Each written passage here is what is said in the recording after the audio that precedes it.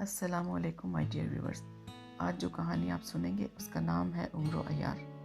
تو چلیے آج کی کہانی شروع کرتے ہیں.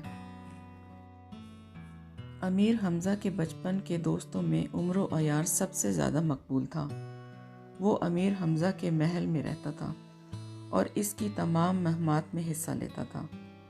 لیکن ظالم جادوگر کو ختم کرنے والی مہم اس کے نزدیک سب سے زیادہ یادگار تھی.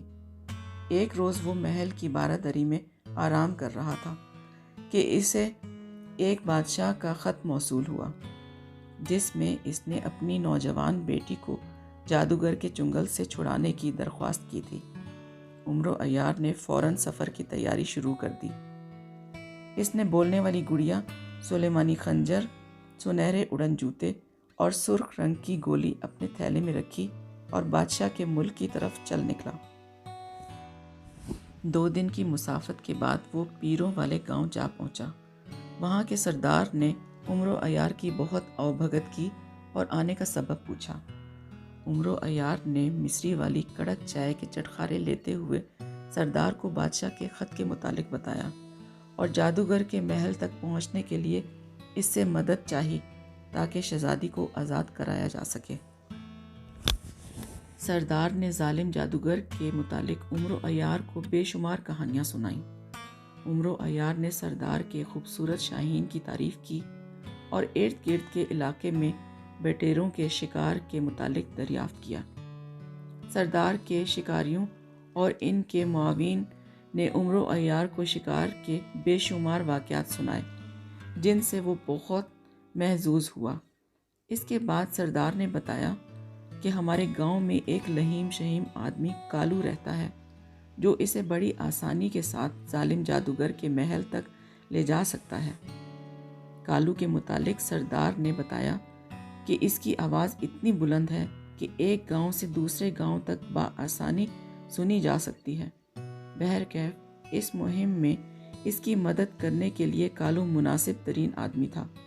عمر و عیار نے سردار کا شکریہ ادا کیا اور کالو کو ساتھ لے کر سب سے پہلے پیر کی خانقاہ کی طرف چل پڑا.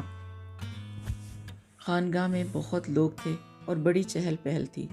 لنگر تقسیم ہو رہا تھا. عمرو اور کالو نے جی بھر کر کھانا کھایا اور پھر جادوگر کے محل کی طرف چل پڑے. اس جادوگر کا نام پطرس تھا. جادوگر کے محل کے باہر دیو اور جن پہرا دیتے تھے، یہاں تک کہ کوئی چرند پرند بھی اندر داخل نہیں ہو سکتا تھا. عمر و عیار کو اپنے بولنے والی گڑیا اور سرخ رنگ کی گولی پر بہت اعتماد تھا. دراصل اس نے سوچ رکھا تھا کہ وہ سرخ رنگ کی گولی کھا کر سب کی نگاہوں سے اوجھل ہو جائے گا اور جادوگر کے محل میں داخل ہو کر اسے مار ڈالے گا. اب شام ہونے کو تھی. دونوں چلتے چلتے تھک چکے تھے. وہ جلد ہی ایک گاؤں میں داخل ہوئے جہاں ایک سرائے میں کھانا تیار تھا.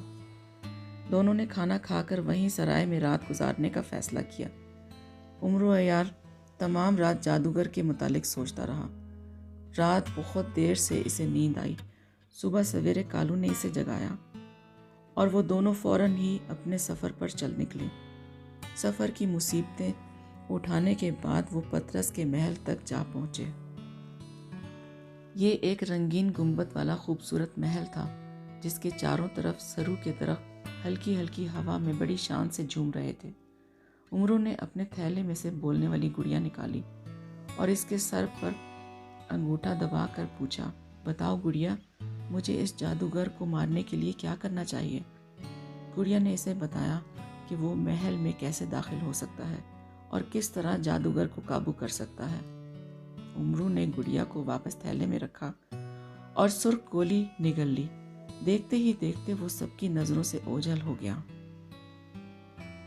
چونکہ اب وہ کسی کو نظر نہیں آ رہا تھا لہٰذا وہ بے دھڑک محل میں داخل ہو گیا.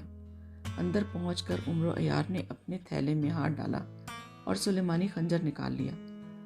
وہ کئی بارادریوں اور دریچوں سے ہوتا ہوا جادوگر کے کمرے تک جا پہنچا. جادوگر اس وقت نئے ٹونے ٹوٹ کے دریافت کرنے میں مصروف تھا. وہ دیکھ بھی نہ سکا کہ عمر و عیار نے کس چابک دستی سے سلیمانی خنجر اس کے سینے میں اتار دیا. جادوگر فوراً دھوئیں میں تبدیل ہونے لگا.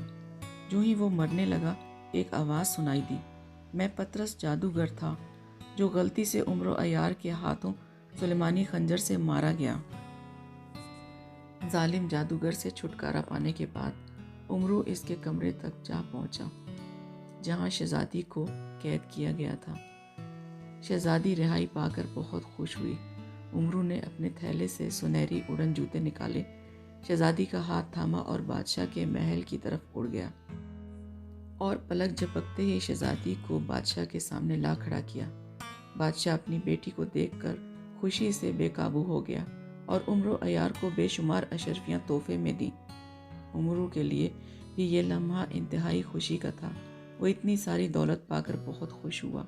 اس کے تھوڑے دنوں بعد وہ واپس اپنے گھر امیر حمزہ کے محل میں چلا گیا۔ تو فرینڈز، یہ تھی آج کی کہانی، اور اگر آپ مجھ سے مزید کہانیاں سننا چاہتے ہیں تو ویڈیو کو لائک اور میرے چینل کو سبسکرائب کر دیجیے تاکہ میری آنے والی ہر نئی ویڈیو آپ تک بآسانی پہنچ سکے۔ اللہ حافظ۔